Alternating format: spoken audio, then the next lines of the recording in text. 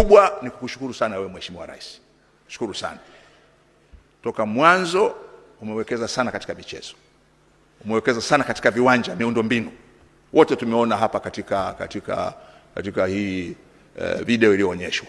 Uwekezaji mkubwa sana katika miundombinu hapa Tanzania bara, lakini pia tumshukuru Rais wa Zanzibar naye pia kwa kuwekeza miundombinu. Mimi nimeona miundombinu yote iliyoko Unguja, na nimeona ile miundombinu mingine iliyoko kwetu Pemba. Yote nimeiona, kazi kubwa, lakini yote ya Arusha, Dar es Salaam umewekeza sana.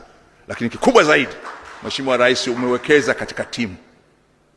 Sababu naweza kuwa na yote hayo, kama timu haina morali, kama timu haina motisha, mtabaki na majengo lakini hamtakuwa na timu. Kwa tukushukuru sana kwa kuwekeza katika yote hayo mawili.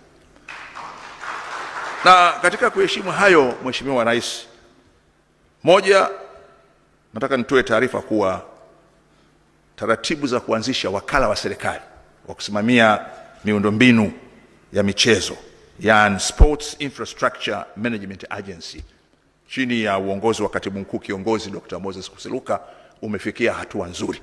Na naamini kabla ya AFCON tayari tutakuwa na huo wakala. Tunasema hivyo kwa sababu tumejifunza kwa uwanja wa Benjamin Mkapa.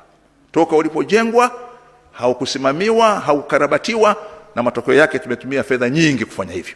Kwa tusingependa kurudia hayo katika hii miundombinu mikubwa mingine ambayo umetuwezesha kujenga. Lakini la pili ambalo napenda nikushukuru sana ni kuhamasisha michezo. Hakuna leo yeyote asiyejua goli la mama.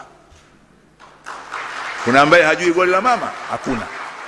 Na wengine, hayo nitaongea na Makonda, na najua wewe huo uwezo unao, na wengine nao wanataka waingizwe kwenye goli la mama. Labda niseme, wanasema goli la mama limekuwa kwa wanaume tu. Je, sisi wanawake na sisi goli la mama? Basi hayo yapo. Lakini pia knockout ya mama, miongoni mwa michezo ambayo sikujua ina hamasa kubwa hapa Tanzania ni ndondi. Ile knockout ya mama nayo imeongeza hamasa kubwa sana. Lakini pia katika sekta hii ya habari ni ile Samia Kalamu Award, nazo zimeongeza hamasa kubwa sana. Lakini ambao tumetambua mchango wako katika michezo, sio sisi tu, hata shirikisho la michezo la Afrika limefanya hivyo. Na ndio maana leo hii Mheshimiwa Rais, baada ya hotuba hii nitaomba nikukabidhi tuzo hiyo ambayo rais wa CAF aliitoa kwako na ukatuma kwenda kuipokea kwa niaba yako.